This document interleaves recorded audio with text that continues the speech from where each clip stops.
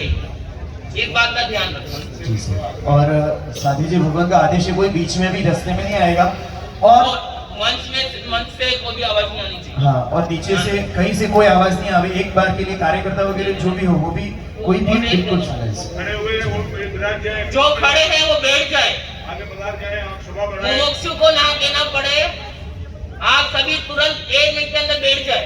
समय बहुत आज का सीमित है, इसीलिए आप सभी व्यवस्थाओं में सहयोग करें। आज सुबह से आसमान से सूर्य भी नहीं दिख रहा है, सूर्य भी छिप चुका है।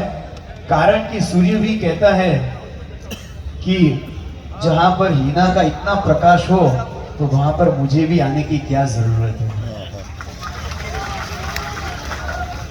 ताली कोई नहीं बजाए और काम करे। चलो, हमने तो बहुत बोल लिया, अब किसी माइक पर किसी और को चुनते हैं। चलो, मुमुक्षु हीना कुमारी को सुनते हैं। आप परिवार ये बुलाते रहो।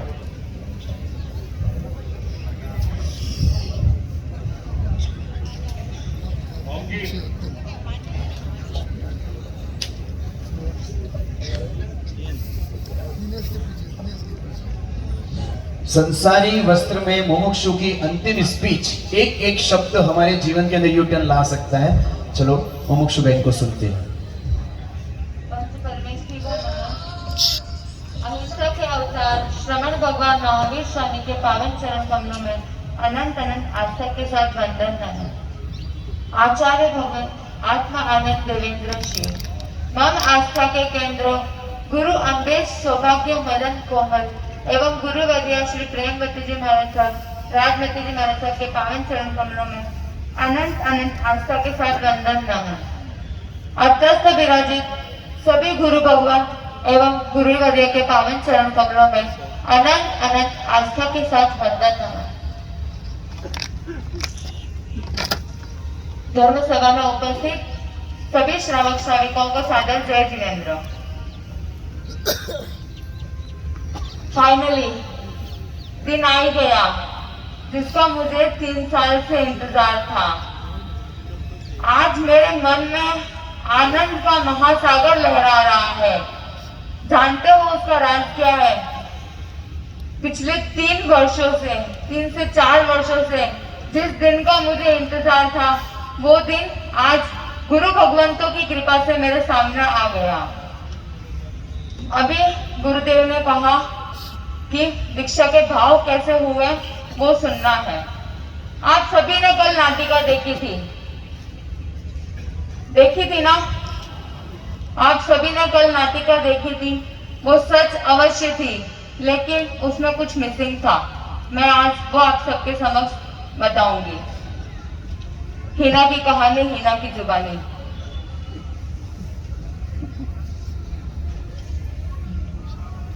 इंजीनियरिंग कंप्लीट करके जब इंजीनियरिंग कंप्लीट हो रही थी तो साथ साथ में एक दूसरा रास्ता भी चुन लिया था जो मेरे लिए उचित नहीं था। गलत रास्ते पर भी चल पड़ी थी, लव अफेयर। उस रास्ते पर चल पड़ी थी। शायद यहाँ पर बैठी हुई पब्लिक में से 50% पब्लिक को पता है। आज मैं गुरु भगवान की साक्षी में, चतुर्विद संघ की साक्षी में बोल रही हूँ। गलत रास्ते पर चल पड़ी थी, लेकिन मम्मी पापा ने इंजीनियरिंग कंप्लीट करवा के सबसे पहले मुझे गुरुदेव एवं गुरुवर्या के दर्शन के लिए करेड़ा फतेहनगर लेकर आए। गुरुवर्या ने कहा, तू दीक्षा मत लेना, कोई बात नहीं, तेरे दादाजी स्वाध्याय थे, तू स्वाध्याय जरूर बनना। बस वो बात चुप गई। फिर कुछ दिनों बाद करेड़ा में गुरुनी मैया के साथ में रहने का हुआ। दर्शनार्थ गए थे। गुरुवर्या ने कहा 2-3 दिन रुक जा। पापा ने कहा जैसे इसकी इच्छा। वो जो डिसीजन था कि हिना को सबसे पहले गुरुदेव और गुरुनी मैया के दर्शन कराने हैं, उस डिसीजन के कारण ही आज मैं यहाँ पर खड़ी हूँ। वरना मैं भी घर गृहस्थी में फंस चुकी होती और वहीं पर बैठी हुई किसी और की स्पीच सुन रही होती। घास के तृण को तो कोई भी जगह दे देता है। घास का तृण अगर नदी में समा जाता है तो उस नदी घास के तृण की कोई उदारता या महानता नहीं होती है। उदारता और महानता होती है तो उस नदी की होती है जो उस घास के तृण को भी अपने अंदर समावेश कर लेता है। पूज्य गुरुनी मैया और गुरुदेव की उदारता और महानता है, जिन्होंने मुझ में इतने दोष थे फिर भी मुझे स्वीकार किया। आपके प्रति अनंत अनंत कृतज्ञता। पूज्य गुरुदेव के प्रति अनंत अनंत कृतज्ञता। इतने दोष होने के बाद भी सबने मेरा पास्ट देखा, प्रेजेंट देखा, लेकिन गुरुदेव और गुरुनी मैया ने मेरा फ्यूचर देखा कि ये लड़की यहाँ पर जाने के लायक नहीं है, ये जिन शासन में आने के लायक है, ये तो कोई महान व्यक्ति ही देख सकते हैं। उन्होंने मेरा फ्यूचर देखा और मुझे सही राह दिखाई और मैं आज आप सबके सामने हूँ। मानव जीवन को मत करो वेस्ट। मानव जीवन मिला है बेस्ट, मौज शौक में मत करो वेस्ट। मैंने भी वेस्ट किया 25 साल, उम्र से लेकर अभी तक 25 साल। मैं तो सोचती हूँ क्यों मुझे 8-9 साल की उम्र में ही वैराग्य आने गया। अगर 8-9 साल की उम्र में ही वैराग्य आया होता तो इतने साल मेरे वेस्ट नहीं होते। मानव जीवन को मत करो वेस्ट, मौज शौक में मत करो वेस्ट। करना है अगर पापों को छोड़ना है और मोक्ष को करना है सिलेक्ट, तो जरूर करना है संयम जीवन का टेस्ट। अगर आपको भी मोक्ष को सिलेक्ट करना है तो संयम जीवन को ही सिलेक्ट करना होगा, क्योंकि यही है रियल फैक्ट। वरना मोक्ष में जाने के लिए संयम मार्ग के अलावा दूसरा कोई भी रास्ता नहीं है। आज सब सोच रहे होंगे कि हिना ने स्टार्टिंग में ये बात क्यों कह दी, लेकिन मैं जिस राह पर जा रही हूँ उस राह पर जाने के लिए सच के साथ बढ़ने की आवश्यकता है। इसीलिए मैंने सच आप सबके सामने रखा,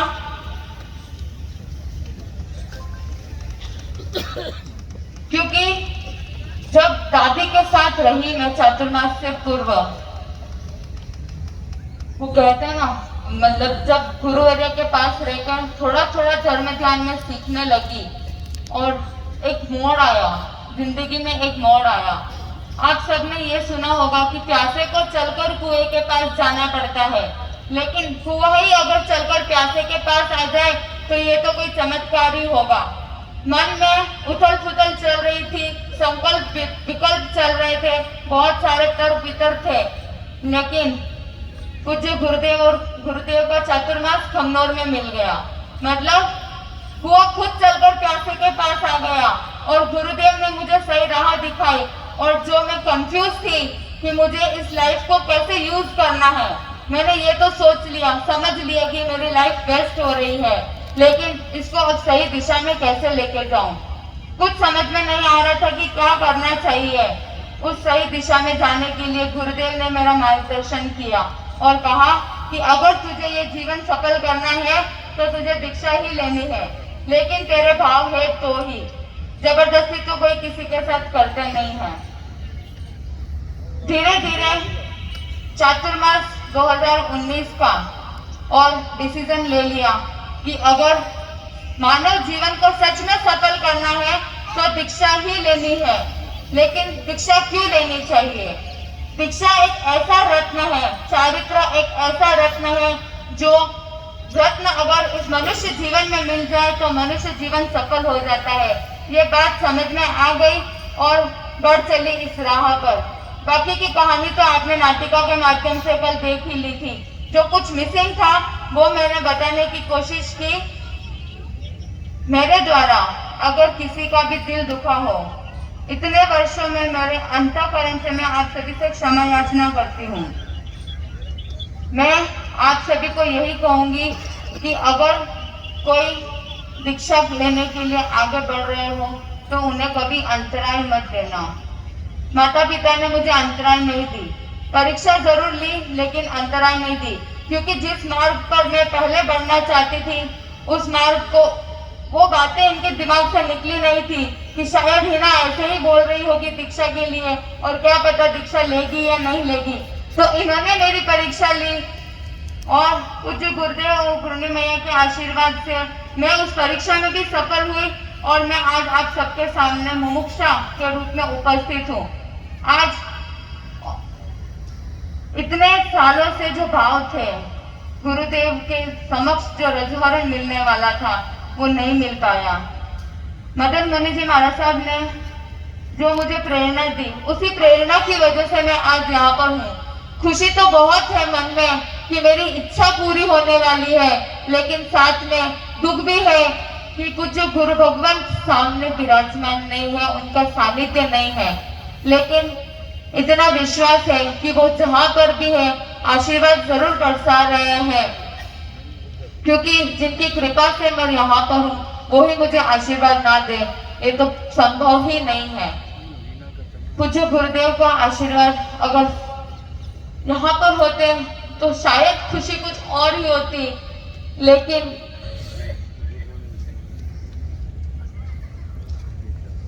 गुरुदेव का नाम आते ही पता नहीं भाव क्यों ऐसे हो जाते हैं।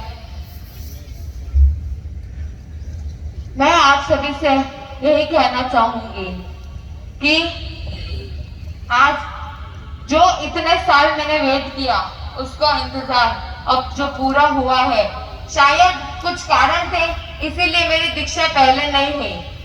विदाई समारोह जब होता है ना तब सबकी आंखों में आंसू होते हैं।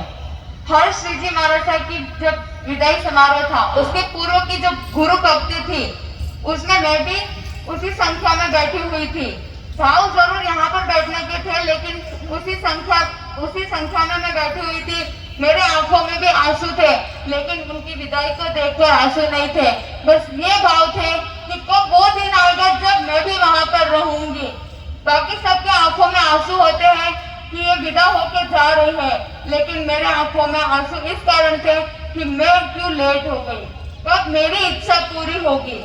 अगर आपके मन में भी कल विदाई समारोह हुआ, बहुत सारे लोगों की आंखों में आंसू आए थे, अगर किसी के मन में इस भाव से आंसू आए ना कि काश मैं भी वहां पर होती, काश मैं भी मुमुक्षा के रूप में होती, काश मेरा भी विदाई समारोह होता, तो समझ लेना कि विदाई समारोह सच में आपके लिए भी बहुत जल्दी होने वाला है।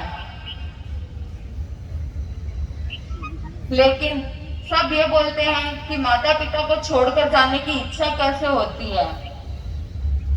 मैं एक बात कहती हूँ, अगर लड़की की शादी करा दोगे ना तो उसको बोलते हैं कि माता पिता को छोड़ के जा रही है, क्योंकि वहां पर माता पिता भाई बहन किसी भी रिश्ते से जाके वहां पर लाइफ टाइम के लिए उनके साथ रह नहीं सकते। आपने भी आपकी लड़कियों की शादी कराई होगी, क्या आप वहां पर जाकर रह सकते हैं लाइफ टाइम के लिए? 1 महीना भी रह सकते हैं जाके बेटी के ससुराल में। लेकिन मैं तो जिस रास्ते पर चली हूँ, अगर मेरे परिवार में से कोई भी लाइफ टाइम मेरे साथ में रहने के लिए आना चाहे तो भी वो आ सकते हैं। तो मैं छोड़ के नहीं जा रही हूँ, मैं तो साथ में लेके जाने का रास्ता भी बता रही हूँ। अगर शादी करवा देते तो शायद मेरे पास आके रहते नहीं, लेकिन जिस मार्ग पर मैं जा रही हूँ, अगर मेरे साथ रहने की इच्छा हो, अगर विदाई का गम हो तो मेरे साथ आ जाना और परमानेंट साथ में रहेंगे और सिद्धशिला में भी साथ में जाएंगे। माता पिता से यही कहना चाहूंगी, माता पिता मेरी राह मत देखना, दादा दादी नाना नानी मेरी फिक्र मत करना, बुआ फूफा मामा मामी मासा मासी मेरी चिंता मत करना, क्योंकि मैं जा रही हूँ योगी बनने की साधना में, साध्वी बनने जा रही हूँ, सिद्ध बनने की साधना में सजग रहूंगी। इसीलिए आप मेरी चिंता मत करना, आप तो बस आशीर्वाद बनाए रखना। और जो 5 दिवसीय कार्यक्रम हुआ है, शायद ये अगर पहले मेरी दीक्षा हो गई होती ना तो ऐसे योग मुझे नहीं मिलते। हर दिन किसी ना किसी की दीक्षा जयंती, प्रथम दिवस भी दीक्षा जयंती थी गुरुनी मैया की, और आज अंतिम दिवस भी दीक्षा जयंती है विद्याश्री जी महाराज साहब की। और बीच में भी दीक्षा जयंतियां आई थी। 5 दिन किसी न किसी की दीक्षा जयंती, इससे ज्यादा खुशी और क्या होगी। और जिन्होंने मुझे ज्ञान सिखाया, जिन्होंने मुझे विद्या दी, उन्हीं की दीक्षा तिथि विद्याश्री जी महाराज साहब की दीक्षा जब कोशीतल में हुई 26 जनवरी 2004 बसंत पंचमी, और आज भी 26 जनवरी बसंत पंचमी, तिथि भी वही, तारीख भी वही। ऐसे ही योग नहीं मिलते, शायद ये योग होना था, इसीलिए मेरी दीक्षा इतनी लेट हुई और मुझे मेवाड़ संप्रदाय की 2 दीक्षा देखने का सौभाग्य मिला। हर्ष श्री जी महाराज साहब और हर्षित मुनि जी महाराज साहब, दोनों की दीक्षा देखने का सौभाग्य मिला और भावों में और वृद्धि होती रही कि कब मेरी दीक्षा होगी। इतनी वृद्धि हुई कि अब तो दीक्षा लेनी ही है। जो डिसीजन था कि दीक्षा लेनी है वो और ज्यादा बढ़ता गया और उसी के कारण मैं यहाँ पर हूँ। जो गुरुनी भैया ने मेरे दोषों को देखते हुए मुझे सानिध्य दिया, उसके लिए मैं आपका बहुत बहुत कृतज्ञता ज्ञापित करती हूँ। बहुत बहुत धन्यवाद कि आपने मुझे सही राह दिखाई, और जो राह दिखाई है उस राह पर चल के मैं मोक्ष के मार्ग को प्राप्त करूं। एक माँ को छोड़कर जा रही हूँ, जिस माँ ने मुझे इस संसार में जन्म दिया, उस माँ को तो मैं छोड़कर जा रही हूँ, लेकिन एक गुरु माँ मिलने वाली है जो मुझे अजन्मा बनाने वाली है, जन्म मरण के चक्रव्यूह से मुक्त बनाने वाली है।